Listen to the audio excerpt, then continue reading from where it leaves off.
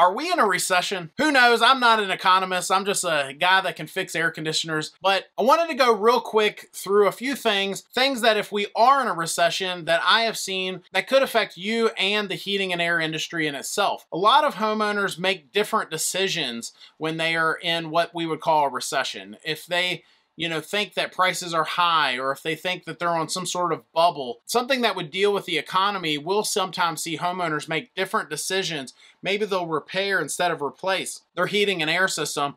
And I always think that in my career, if a system can be repaired and it's the logical decision, so if you can look at a system and just visually it looks like it has more life left, then a lot of times it might be worth putting the extra investment into that system, right? But when we're talking about, if you're in a recession or a down economy, a lot of times homeowners will make that decision only to find that within a year or two they're having another issue. And had they known that, if they knew that they were going to have more issues, maybe they would have made a different decision. But ultimately, the reason they made that decision is because they believe that they're in some sort of down economy or a recession. So let's go through a few things that, other than just repair versus replace, that could affect your decision in buying a new heating and air system, especially when you are in a recession. One thing that we're seeing right now, in contrast to years past, I remember years ago we were in a recession or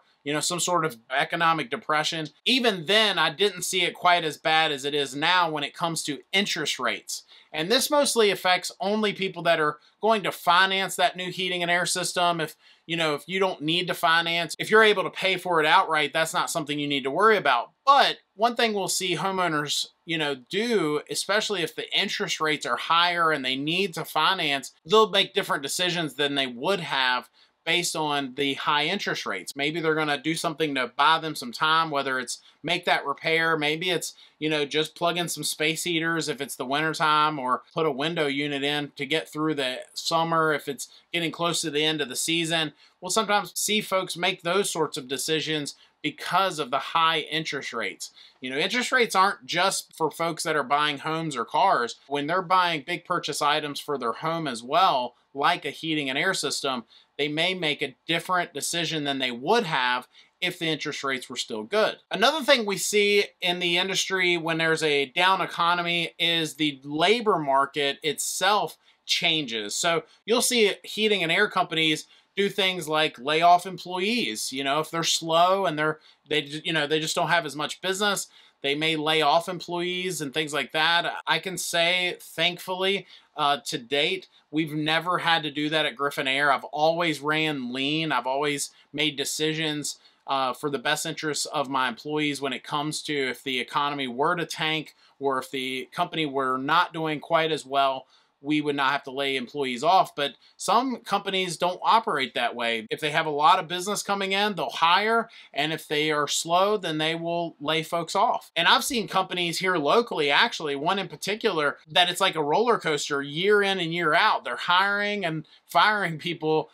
every year, depending on what time of the year it is. But the other interesting thing that a recession could cause is when the economy is really good, you'll see guys going out on their own. So you'll see guys that, they would normally be working for a company, and they, things are going really well. They've got a lot of, if they do side work, they've got a lot of side work, or maybe there's some other opportunity, some reason that they start their own business, they go out on their own, they become self-employed. But when things get slow, you'll see a lot of those guys may not make it. They may go back to a job. They may, make a different decision because things are slower than they were.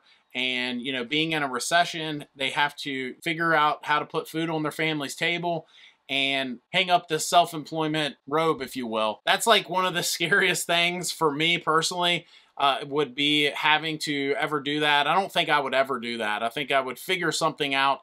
It's part of the reason I do this, that I do things like YouTube, giving out secrets in our industry to homeowners and making videos on that, because, it's a little side income and it helps to where I can take care of our employees, take care of our family, and make it to where I don't have to make those tough decisions that some folks have to make when they, things get slow. They have to decide what they're going to do to, create more income. And I think that also plays a role with homeowners, right? So if things are slow, they might do things just to get by, just to kind of get through the slow time that they normally wouldn't. So I think it's really all boils down to decisions. They make different decisions than they would have if things weren't quite so slow. But I have seen this before where folks will just simply do without. They'll, instead of having a nice central HVAC system and could be, just chugging out air conditioning and have a home that you're just running up the utility bill, keeping every room nice and comfortable. And if things get bad enough, you'll see folks either do without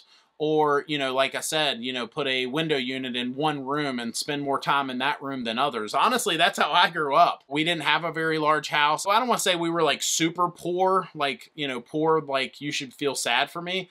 But we had to make decisions based on money a lot when I was a kid, right? And one of those decisions was mom and dad would put a window unit in one room, and we spent more time in that room than we would have otherwise. So anyway, what are your thoughts? Are you making decisions differently because gas prices are high, because inflation's high? I don't want to make this a political video, but how much longer is this going to go? How much longer can we be in a down economy or a recession before it really starts to hurt, before it really starts to affect your decisions? I had a lady I was talking to the other day who was saying how great the housing market still is despite all this inflation and despite all these higher prices on everything. And she was telling us that the housing market is still cranking because there aren't enough houses for the people that are looking for houses out there. I guess that's good in a way, but I think ultimately you have folks that they don't have the luxury of just being able to say, well, I need a house anyway, I gotta buy a house, so I'm going to spend even more money now. Unfortunately, with some folks, they have to make really tough decisions. So are you in that position? Are you making a decision based on your current circumstances and affecting your decision on repairing or replacing your heating and air system? I'd love to hear about that. Comment down below. Hit that subscribe button. Hit that like button. That always helps. Thanks for watching. We'll see you next time.